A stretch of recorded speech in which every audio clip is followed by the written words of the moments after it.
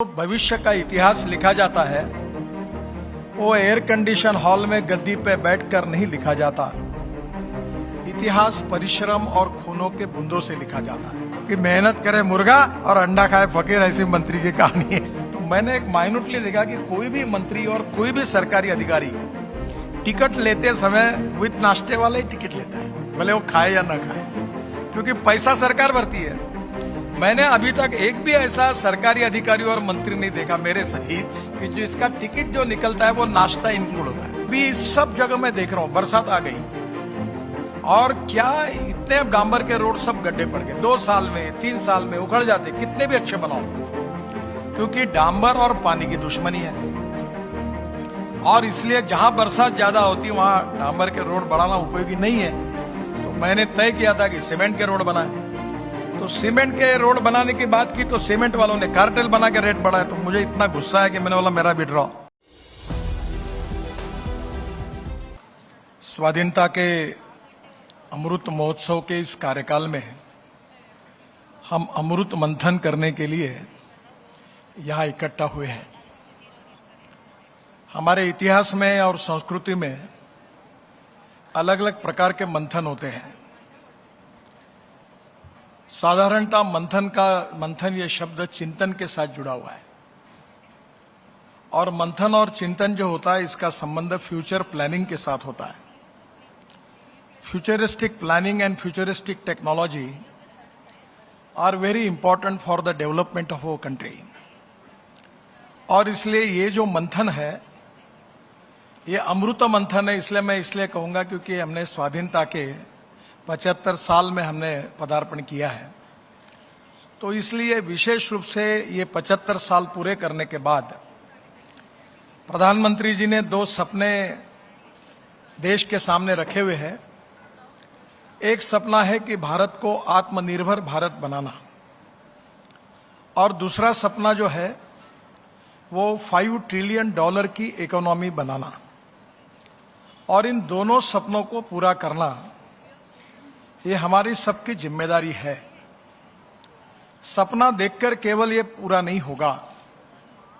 एक फिलोसोफर ने ये कहा है कि सपने अच्छे होते हैं तो वो मन में होते हैं, और कभी कभी सपनों को पूरा करने के लिए मेहनत और परिश्रमों की आवश्यकता भी होती है। और इसलिए जो भविष्य का इतिहास लिखा जाता है वो एयर कंडीशन हॉल में गद्दी पे बैठकर नहीं लिखा जाता। इतिहास परिश्रम और खूनों के बूंदों से लिखा जाता है। और इसलिए ये जो हमारा मंथन है इसमें जो 75 साल के बाद हमारे राष्ट्र के निर्माण का, भविष्य का जो इतिहास हमें लिखना है, विशेष रूप से हमारे ऊपर जो जिम्मेदारियां उसके आधार पर उस इतिहास में हम आगे कैसे जाए, मिलकर काम कैसे करें, और हमारे उद्दिष्ट को हम कम से कम समय में पूरा कैसे करें। इसके लिए उद्दिष्ट को पूरा करने के लिए नई नई टेक्नोलॉजी का उपयोग कैसे करें, और उसके आधार पर हमारी जनता का जीवन हम सुसह्य कैसे बनाएं, इसी के आधार पर यह मंथन की परिकल्पना की गई है। और इसलिए मुझे बहुत खुशी है कि हमारे इस पूरे कार्यकाल में हमारे अधिकारीगण, मंत्रीगण, हमारे सभी प्रकार के जो स्टेक होल्डर्स हैं उनके साथ हम विचार परामर्श करने वाले हैं। और मैं ये मानता हूं कि इसमें बहुत बार मैं एक बात ध्यान में रखता हूं कि कभी कभी छोटे लोगों से भी कुछ बातें सीखने के लिए मिलती है, क्योंकि अच्छी बातों के ऊपर किसी का पेटेंट नहीं है। और इसलिए अभिनिवेश तो होता ही है कि मुझे लगता है कि मैं मंत्री हूं, मुझे कौन सिखा सकता है, मुझे सब समझता है। पर ऐसा नहीं होता है। मुझे भी अभी भी बहुत सी बातें मालूम ही नहीं है। मुझे भी कभी कभी समझ में नहीं आता कि मुझे रोड एक्सपर्ट के बारे में लोग बोलते कि मैंने काम किया है। मैं अपने घर में कॉन्ट्रैक्टर बना था, तो हमारा मिट्टी का घर था बहुत बड़ा, तो मैंने आर्किटेक्ट को निकाल दिया। और मुझे उस समय मैंने मुंबई में फ्लाईओवर्स और एक्सप्रेस हाईवे और वर्ली बांद्रा सीलिंग बनाया था, तो मुझे भी अहंकार हो गया कि मुझे सब समझने लगा है। और मैंने अपने मन से घर का डिजाइन किया, और बाद में मेरे बेडरूम में पलंग के सामने पिलर आ गया। तब मेरे ध्यान में आया कि मैंने आर्किटेक्ट की सलाह मानती तो ठीक होता, मैंने गलती की। हर चीज का एक्सपर्टाइज होता है, और हमारे वर्ल्ड में जर्मन ऐसा देश है कि उसकी सक्सेस, उसमें हर चीज परफेक्शन है, हर मशीन परफेक्शन, हर काम परफेक्शन। इसका कारण उनकी जो फिलॉसफी है, one person specialize in one subject, और ये उसी का फायदा है कि जिसके कारण उसी की सलाह पे वो चलता है।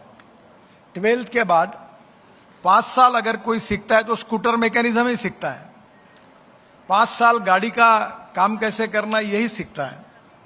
हमारे यहाँ बॉटनी और जूलॉजी में MSc होने के बाद रिजर्व बैंक में नोटा गिनने का काम करने वाले भी लोग बहुत हैं, क्योंकि उनका उसके साथ कोई संबंध नहीं होता। तो इसलिए आप लोगों में भी बहुत एक्सपर्ट लोग हैं, इंजीनियर्स है, अलग अलग जगह उन्होंने प्रैक्टिकल एक्सपीरियंस लिया है, आपके ऊपर अनेक जिम्मेदारियां हैं, और आपको मन में मालूम है कि परफेक्शन होना चाहिए, डिले नहीं होना चाहिए, करप्शन फ्री सिस्टम होनी चाहिए, fast track decision making process होनी चाहिए, टीम स्पिरिट होना चाहिए। ये सब बातें आपके मन में कन्विंस है, पर जब व्यावहारिक रूप से जब हम काम करते हैं तो अच्छा भी काम होता है और कुछ कामों में कमी भी होती है।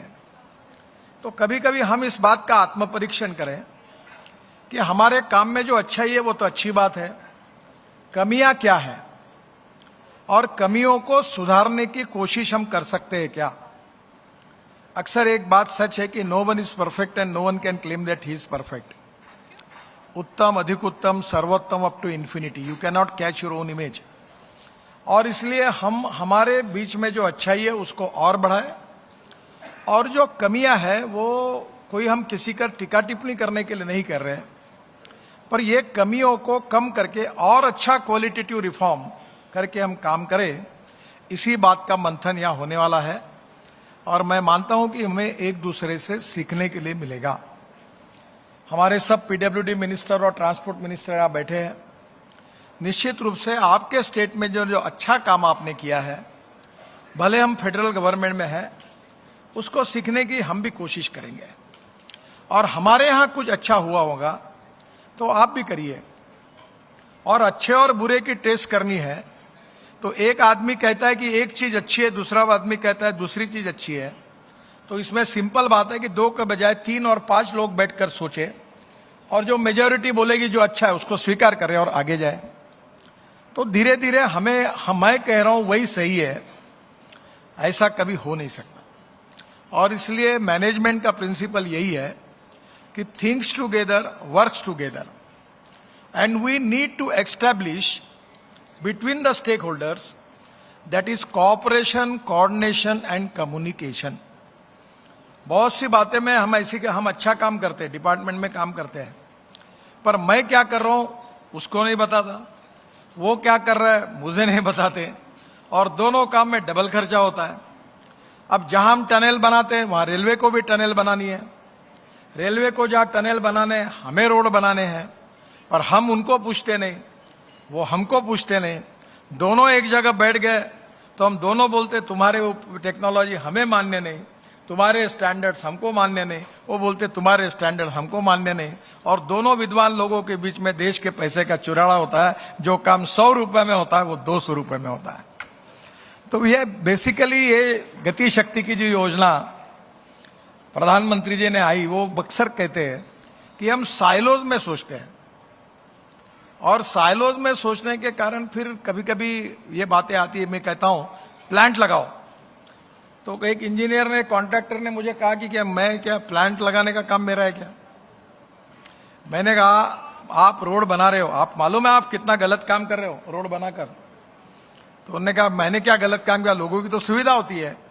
मैंने बोला रोड बनाने के बाद रोड पे जितने वाहन चलते हैं उसके कारण 35% कम से कम जो पोल्यूशन हो रहा देश में, इस पोल्यूशन को तुम कंट्रीब्यूट कर रहे हो, और इसलिए इसको कम करना भी आपकी जिम्मेदारी है, उसके लिए भी कोशिश करो। और इसलिए ऐसी स्पेसीज लगाओ कि जो कार्बन डाइऑक्साइड को एब्जॉर्ब करे और रोड के ऊपर का जो पोल्यूशन है वो कम करे। ये आपकी मॉरल रिस्पॉन्सिबिलिटी है।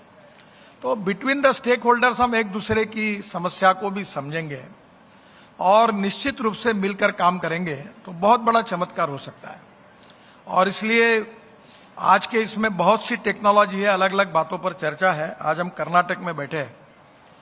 मैं वाटर रिसोर्सेस मंत्री था और मुझे पता है कि साउथ इंडिया के राज्यों में पानी की समस्या कितनी बड़ी है, और इसलिए अभी हमारी डिपार्टमेंट ने और प्रधानमंत्री जी ने अमृत सरोवर की बात की थी। और अमृत सरोवर के बारे में रोड मिनिस्ट्री बहुत बड़ा काम कर सकती है।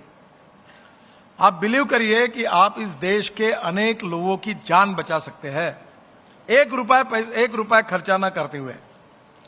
मैं इसका उदाहरण बताता हूं आपको कि मैं जिस क्षेत्र से आता हूं वहां 10,000 किसानों ने आत्महत्या की है। विदर्भ महाराष्ट्र का पार्ट है और मैं भी किसान हूं, और मैं एक्चुअली तो 70-80% गांव में किसानों में ही काम करता हूं। और अभी मुझे 2 डिलीट मिली, 2 एग्रीकल्चर यूनिवर्सिटी की डिलीट मिली, एक एग्रीकल्चर साइंस में, एक पंजाब राव एग्रीकल्चर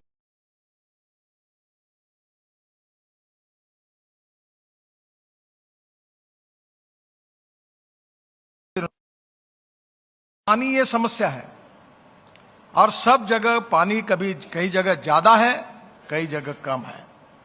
पानी की कमी नहीं है, पानी के नियोजन की कमी है। तो हमने क्या किया, सिंपल काम किया। जो हमारे नेशनल हाईवे जो बन रहे थे, उस हाईवे को बनाते समय हमने जो नदी और नाले लगते हैं उनका खोलीकरण और रुंदीकरण किया। फिर जो एग्रीकल्चर यूनिवर्सिटी में 10,000 एकड़ जमीन थी, 350 एकड़ इरिगेशन था। मैंने वाइस चांसलर को बुलाया और मैंने कहा मैं आपको तालाब बना के देता हूं फुकट में, फ्री ऑफ चार्ज। तो उन्होंने मुझे जमीन दी और मैंने कहा आपकी मिट्टी हम रोड पे ले वापरेंगे। उन्होंने अनुमति दी और 36 तालाब बनाया। अब वो फिल्म आपको देखने के लिए मिलेगी, कभी आप उस एरिया में जाइए। मैं गया था, 22,000 कुएं रिचार्ज हुए, 10,000 एकड़ जमीन इरिगेशन के अंदर आई, और जहां किसान आत्महत्या कर रहे थे वहां नींबू और संतरे के पेड़ लगे, वहां का एग्रीकल्चर ग्रोथ रेट बढ़ा, नए रोजगार निर्माण हुए। और मैं जब वो गांव में गया था, 32 गांवों में पीने के पानी का प्रॉब्लम सॉल्व हुआ। तो मैं वाइस चांसलर को लेकर वो गांव में गया, तो गांव में एक 85 साल का बूढ़ा आदमी वहां से दूर से मुझे अस्वस्थ होकर नजदीक आना चाहता था। तो मेरे साथ काफी पुलिस और कमांडो थे, तो मुझे ध्यान में आया कि वो कुछ मुझे आना चाहता है। तो मैंने कहा उनको बुलाओ। तो वो आए और आने के बाद वो मेरे पैर छूने लगा। तो मैंने तुरंत उनको पकड़ लिया। मैंने बोला आप क्या कर रहे हो? बोले नहीं मुझे पैर छूने दो तुम्हारे। तो मैंने कहा ये मत करो, मैं बहुत छोटा हूं, आप बड़े हो बाबा जी, ये काम मत करो। बोले मैं इसलिए कर रहा हूं कि मैं 85 साल का हूं, मेरे गांव में पीने के लिए पानी नहीं था। मेरी लड़की बेटियां बहू दूर दूर जाके पानी लाती थी। मार्च अप्रैल में यहाँ की हमारे यहाँ वो धनगर कम्युनिटी थी जो भेड़ बकरी को पालन करते हैं, सब लोग माइग्रेट हो जाते थे, चले जाते थे। अब गांव में पानी आया, मेरे पास 4 एकड़ खेती है, मेरा कुआं 1 घंटा पानी देता, आपने ये कर दिया 24 घंटे पानी मिल रहा है। हमारा सबका जीवन बदल गया है। केवल मुझे आपके पैर छूने दो। उसके आंखों में आंसू थे। 1 रुपया खर्चा नहीं हुआ। NHI को फुकट में मट्टी मिली, गांव वालों को पानी मिला। तो मेरा आपको यही अमृत सरोवर की योजना है जिसकी चर्चा होने वाली है कि दौड़ने वाले पानी को चलने के लिए लगाओ, चलने वाले पानी को रोकने के लिए लगाओ, और रुके हुए पानी को जमीन को पीने के लिए लगाओ। गांव का पानी गांव में, खेत का पानी खेत में, घर का पानी घर में। और हमारे एक कहावत है, आम के आम गुठली के दाम। 1 रुपया का खर्चा, उल्टा कॉन्ट्रैक्टर का फायदा हो गया, उसको रॉयल्टी फ्री एग्रीगेट मिल गया, तो कॉन्ट्रैक्टर का बेनिफिट हुआ। उधर पानी कंजर्वेशन होने से किसानों को पानी मिल गया। सरकार जो लेक बनाती थी, अमृत लेक, वो सरोवर, उनके पैसे बच गए। तो ऐसी बहुत सी बातें हैं कि रोड बनाते बनाते हम बहुत सी बातें कर सकते हैं। ऐसी इनोवेटिव आइडियाज की भी चर्चा यहाँ होने वाली है। जब होगी तब उसकी हम जरूर चर्चा करेंगे। एक रोड के बारे में बाकी बातें आएगी टेक्निकली, कि कॉस्ट ऑफ कंस्ट्रक्शन को कम करना और क्वालिटी ऑफ कंस्ट्रक्शन को इंप्रूव करना। मुझे बहुत इस बात का दुख होता है कि अपना पैसा जब यूज करते हैं तो हम बड़े सावधानी से करते हैं। कहीं भी खर्चा करना पड़ता है तो आप देखिए, मैं भी उसमें होता है, मेरा ऑफिस मेरा एयर टिकट निकालता है, तो वो इकोनॉमी क्लास का टिकट रहता है। तो आजकल उसमें टिकट में नाश्ता इंक्लूड होता है। तो मैंने एक माइन्यूटली देखा कि कोई भी मंत्री और कोई भी सरकारी अधिकारी टिकट लेते समय विथ नाश्ते वाला ही टिकट लेता है, भले वो खाए या ना खाए, क्योंकि पैसा सरकार भरती है। मैंने अभी तक एक भी ऐसा सरकारी अधिकारी और मंत्री नहीं देखा मेरे सहित कि जिसका टिकट जो निकलता है वो नाश्ता इंक्लूड होता है। फिर मैंने देखा कि बहुत से लोग तो नाश्ता खाते नहीं, फिर टिकट क्यों लेते हैं? क्योंकि पैसा सरकार का है। ये जो मानसिकता होती है कि सरकार का पैसा हमारा पैसा है, कॉस्ट ऑफ कंस्ट्रक्शन जो है उसको कम करेंगे और क्वालिटी ऑफ कंस्ट्रक्शन को इंप्रूव करेंगे, तो ये हो सकता है और उसको सीखने के लिए टाइम लगता है। मैंने अपने कॉन्स्टिट्यूंसी में 750 किलोमीटर कंक्रीट रोड बनाए। आप कभी आइए मेरे यहाँ। अब मेरे यहाँ, हमारे यहाँ गड्ढा ही नहीं मिलता कहीं आपको। 25 साल हो गए, रोड मेंटेनेंस का भी काम नहीं होता। हाँ, एक बात जरूर है, ये मेरे काम से हमारे कॉन्ट्रैक्टर कारपोरेशन के अधिकारी मेरे ऊपर जरूर नाराज हुए, क्योंकि वो हर साल मेंटेनेंस का काम निकलता था, वो बंद हो गया। पर आज वो होता नहीं। अभी सब जगह मैं देख रहा हूं, बरसात आ गई और क्या इतने डांबर के रोड सब गड्ढे पड़ गए। 2 साल में 3 साल में उखड़ जाते, कितने भी अच्छे बनाओ, क्योंकि डांबर और पानी की दुश्मनी है। और इसलिए जहां बरसात ज्यादा होती वहां डांबर के रोड बढ़ाना उपयोगी नहीं है। तो मैंने तय किया था कि सीमेंट के रोड बनाए। तो सीमेंट के रोड बनाने की बात की तो सीमेंट वालों ने कार्टेल बना के रेट बढ़ाए। तो मुझे इतना गुस्सा है कि मैंने बोला मेरा भी ड्रॉ, अब बिटुमेन को बनाओ।